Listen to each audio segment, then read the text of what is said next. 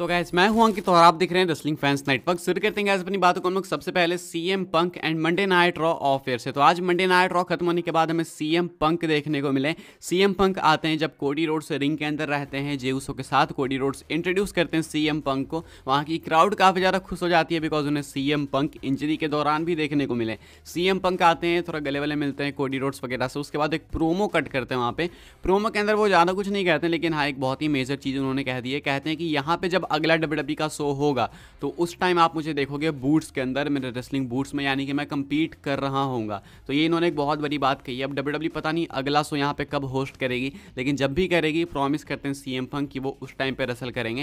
यानी कि I guess अब 6-8 महीने बाद ही ये चीज़ होने वाली है, बिकॉज वो तो मिनिमम टाइमलाइन है, उसके पहले तो पंक रेसल नहीं करेंगे। हालांकि इससे पता चलता है कि सीएम पंक रेगुलरली हर शो में डब्ल्यूडब्ल्यूई में बैक स्टेज प्रेजेंट है, तभी तो वो अचानक से आ गए और ऑफ एयर में। तो ऐसे में डब्ल्यूडब्ल्यूई उनको कॉमेंट्री वगैरह रोल्स में यूज़ कर सकती है। लेकिन बस सवाल यही आता है कि क्या ये एक राइट मूव होगा, बिकॉज सीएम पंक को अगर आप बार बार ऐसे टीवी पे लाओगे तो कहीं ना कहीं उनके हाइप जो है कम होती जाएगी, स्पेशली वो रेसल नहीं कर रहे हैं तो। हालांकि इसका मतलब ये नहीं है कि सीएम पंक कुछ बचेंगे नहीं, भाई सीएम पंक ऑलरेडी काफ़ी मैसिव नेम है, तो जो है वो तो है। लेकिन हाँ कहीं ना कहीं जो एंटिसिपेशन होगी कि सीएम पंक का रिटर्न कभी भी हो सकता है। अब भाई इंजरी से वो रिकवर कर चुके हैं, कभी भी आ जाएंगे, तो वो वाली चीज़ खत्म हो जाएगी अगर डब्ल्यूडब्ल्यूई ऐसी बैक टू बैक उनको टीवी पे लाते रहेगी तो। हालांकि आज डब्ल्यूडब्ल्यूई ने उनको टीवी पे नहीं लाया था, आज वो ऑफ एयर में थे, लेकिन जिस तरीके से चीज़ें आगे बढ़ रही है, जिस तरीके से सीएम पंक ने रिसेंट इंटरव्यू में भी कहा था कि वो सेट टॉक तो करते रहेंगे भाई, मतलब वो बरबर तो करते रहेंगे, भले वो फिजिकल नहीं हो पा रहे। तो देख के लग रहा है कि शायद हो सकता है जो सीएम पंक हैं वो आपको टीवी पे भी जल्दी देखने को मिले, मे बी प्रोमोज में, मे बी कैमियोज में, या फिर हु नोज में भी इवन कॉमेंट्री टेबल में, जो कि एस स्टील ने बात भी कही थी। तो क्या आपको लगता है कि डब्ल्यूडब्ल्यूई को करना चाहिए या फिर नहीं, कॉमेंट करके बताना। फिलहाल ऑफ एयर में यही कुछ हुआ, जे उसो, Cody Rhodes and CM Punk एक साथ देखने को मिले। बेचारे जे उसो की तो भाई ऐसे ही बैंड बजा रखी थी जिमी उसो ने। बाकी जे उसो की बात करिए भाई हमने, तो जे उसो एक्चुअली में क्या आपको पता है कि जीतने वाले थे इंटर कॉन्टिनेंटल चैंपियनशिप। जी हाँ, आज के मंडे नाइट रॉ के एपिसोड में जे उसो प्लान्ड थे कि वो जीतेंगे आईसी टाइटल एंड गुंथर हारेंगे। ये रिपोर्ट है रसल वोट्स की, यहाँ पे कहा गया है, सुनना ध्यान से सुनना फिर मैं आपको समझाऊंगा। कहा गया है, hearing an interesting story we hope to follow up on with more tomorrow.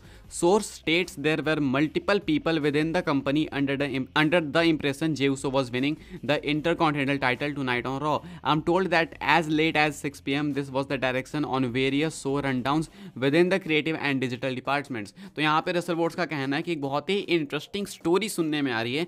इनके सोर्सेस ने इनको ये बताया कि जो जे उसो हैं वो आज प्लान्ड थे इंटरकॉन्टिनेंटल टाइटल जीतने के लिए, गुंथर को वो हराने वाले थे, डीथ्रोन करने वाले थे। ये शो शुरू होने के 2 घंटे पहले तक प्लान्स में चीज़ें लिस्टेड थी, लेकिन चीज़ कब चेंज हुई कब नहीं हुई वो नहीं पता।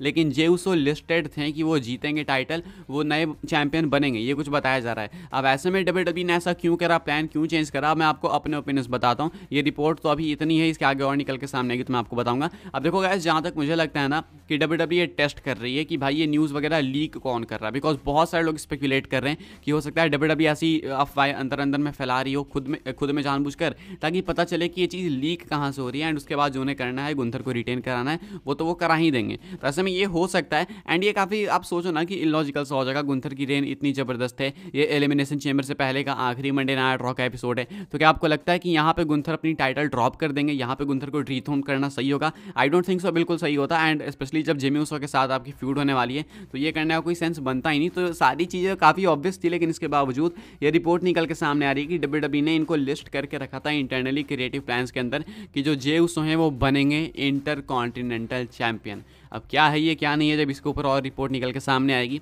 तो मुझे मालूम चलेगा, तो मैं आपको बताऊंगा। अभी के हिसाब से ये कुछ अपडेट है। आगे बढ़ते हैं गाइस, बात करते हैं अगली स्टोरी के बारे में, जो कि है Cody Rhodes and Drew McIntyre के मैच से। क्या आपको पता है एक शॉकिंग रीज़न कि आज कोडी रोड्स क्यों हारे ड्रू मैकिंटायर से? मैं आपको बताता हूँ। आज का match McIntyre and Cody Rhodes का तो काफ़ी अच्छा था, काफ़ी बैक एंड फोर्थ एक्शन वाला मैच था। एंड में आते हैं जिमी उसो इंटरफेयर करते हैं रेफरी को, उसके बाद जो है मैच के अंदर इंटरफेयर कर देते हैं solo Sikoa, and interruption interference वगैरह सब की वजह से अटैक होता है वापस से समोन स्पाइक से कोडी रोड्स के ऊपर। रेसलमेनिया 39 वाली पूरी वाइब्स आती है, एंड उसके बाद ड्रू मैकिंटायर पिन करके जीतते हैं। हालांकि मैकिंटायर खुश नहीं थे उससे, लेकिन still a win is a win. तो मैकिंटायर मैच जीत गए, लेकिन कोडी इस तरीके से हारे क्यों भाई, कोडी पिन क्यों हुए? साथ में मैं आपको बता दूं कि कोडी रोड्स जो है भाई अभी 2022 में रिटर्न करने के बाद सिर्फ 2 बार पिन हुए हैं टीवी पे, एंड एक तो रोमन के अगेंस्ट एंड एक मैकिंटायर के अगेंस्ट। तो बहुत बड़ी चीज़ है मैकिंटायर के लिए। अब ऐसा क्यों किया डब्ल्यूडब्ल्यूई ने? मैं आपको बता दूं कि डब्ल्यूडब्ल्यूई जो है ना एक तरीके से वो गेम कर रही है कोडी रोड्स के साथ स्टोरी के अंदर कि कोडी के ऊपर वो सारी चीज़ें होंगी, वो सारी चीज़ें कोडी के के साथ होगी जो उनके साथ रेसलमेनिया 39 में हुई थी, जिस वजह से वो टाइटल नहीं जीत पाए थे। लेकिन इस बार अंतर है कि वो चीज़ें रेसलमेनिया से पहले ही हो जाएगी, जिस वजह से कोडी रोड्स प्रिपेयर हो जाएंगे अपने टाइटल मैच के लिए। एंड इस बार वो उन गलतियों की वजह से मैच नहीं हारेंगे रेसलमेनिया में जिन गलतियों की वजह से वो पिछली बार हारे थे। साथ में ये चीज़ आपने नोटिस की होगी कि सेथ रॉलिंस भी वही कह रहे थे अपने प्रोमो में कि पिछले बार तुम्हारे लिए जो ऑड्स है वो बिल्कुल तुम्हारे अगेंस्ट थे, सोलो था, जिमी था, वगैरह वगैरह बहुत सारे थे। इस बार तो रॉक भी आ चुका है अब तो और मुश्किल है। तो ऐसे में डब्ल्यूडब्ल्यूई अब कोडी रोड्स के लिए वो एंगल दिखाने वाली है कि कोडी रोड्स अपनी गलतियों से सीख कर रेसलमेनिया 40 में जाएंगे एंड वहाँ पे वो फाइनल होम रन स्कोर करेंगे मोस्ट लाइकली। वहाँ पे वो अपनी टाइटल आई मीन रोमन की टाइटल को अपनी बनाएंगे, हो सकता है। तो अभी के हिसाब से ये कुछ बताया जा रहा है कि यही रीज़न था कि ये पिन कराना जरूरी था ताकि कोडी रोड्स इससे सबक लें, स्टोरी के हिसाब से कि कोडी रोड्स इससे वापस से सबक लेंगे। एंड जब ये तीसरी बार करेंगे सोलो सिकोआ समोन स्पाइक रेसलमेनिया 40 में तो कोडी नहीं हारने वाले हैं। तो ये वापस से आपको रेसलमेनिया 40 में देखने को मिलेगा जब सोलो सिकोआ समोन स्पाइक लगाएंगे कोडी पे। अंतर इतना होगा कि इस बार कोडी किक आउट करेंगे। आगे बढ़ते हैं गाइस, बात करते हैं अपनी नेक्स्ट एंड फाइनल स्टोरी के बारे में। क्या हमें Conor McGregor and Michael Chandler का मैच रेसलमेनिया में देखने को मिलने वाला है? आज के मंडे नाइट रॉ के एपिसोड में हमें माइकल चैंडलर देखने को मिले जहां पे कि वो कॉल आउट करते हैं सीधा कॉनर मैकग्रेगर को। अब ये क्रॉसओवर हो गया यूएफसी डब्ल्यूडब्ल्यूई का। अगर आपको नहीं पता तो कॉनर मैकग्रेगर करने वाले हैं अपना ऑक्टागन के अंदर रिटर्न, वापस से वो फिजिकल होंगे माइकल चैंडलर के अगेंस्ट। अब मैं आपको बता दूं गाइस कि इनका मैच रेसलमेनिया में तो नहीं होने वाला, बिकॉज उस प्रोमो को बहुत सारे लोग देखने के बाद स्पेकुलेट कर रहे हैं कि भाई ये रेसलमेनिया में होगा, स्पेशली बिकॉज माइकल चैंडलर के पीछे रेसलमेनिया का साइन दिखाया जा रहा था। तो क्या सही में ऐसा है? एंड अगर नहीं है तो रेसलमेनिया का साइन क्यों दिखाया? देखो, अगर किसी ने प्रोमो ध्यान से सुना होगा तो उसने सुन लिया होगा कि माइकल चैंडलर क्लियरली बोलते हैं कि तुम्हें मैं वापस ऑक्टागन में आने के लिए बुला रहा हूं, तो जल्दी से जल्दी आ जाओ। तो ऑक्टागन डब्ल्यूडब्ल्यूई के अंदर नहीं होता ना। अब डब्ल्यूडब्ल्यूई के अंदर, रेसलमेनिया के अंदर ये चीज़ इसलिए भी नहीं होगी बिकॉज भाई ये यूएफसी के लिए बहुत बड़ा मैच है एंड भले ही दोनों टीकेओ के अंदर हैं लेकिन फिर भी भाई अलग अलग कंपनीज तो हैं। तो ऐसे में यूएफसी का ये बहुत बड़ा मैच है, स्पेशली कॉनर मैकग्रेगर इतने टाइम बाद आ रहे हैं तो यूएफसी बिल्कुल नहीं छोड़ेगी इस चीज़ को। एंड रेसलमेनिया में तो ये नहीं ही होने वाला है एंड उस चीज़ को यूएफसी फैंस पसंद भी नहीं करेंगे। मैं एक चीज़ आपको बता दे रहा हूँ बहुत अच्छे से कि डब्ल्यूडब्ल्यूई फैंस यूएफसी को पसंद कर सकते हैं लेकिन यूएफसी फैंस डब्ल्यूडब्ल्यूई नहीं पसंद कर सकते हैं एंड ये लिख के ले। तो ये तो नहीं होने वाला। हालांकि ये काफ़ी कॉमन चीज़ है, लोगों को पता होना चाहिए कि Conor McGregor and Michael Chandler नहीं होगा रेसलमेनिया में, लेकिन स्टिल वो रेसलमेनिया का साइन वगैरह दिखाया डब्ल्यूडब्ल्यूई तो लोगों को लगा कि अरे भाई ये तो रेसलमेनिया का चैलेंज है। एंड स्पेशली रेसलमेनिया के अंदर ऐसे मैचेस होते हैं, ऐसा नहीं है कि नहीं हो सकता, हो सकते हैं। तो इसीलिए लोग स्पेकुलेट करने लगे। बाकी रेसलमेनिया का साइन क्यों दिखाया? तो सिंपल है कि डब्ल्यूडब्ल्यूई का काफ़ी बड़ा सेगमेंट था, अब ये जो पूरे यूएफसी कम्युनिटी के अंदर फैलेगा वहाँ पे ये ब्लो अप होगा।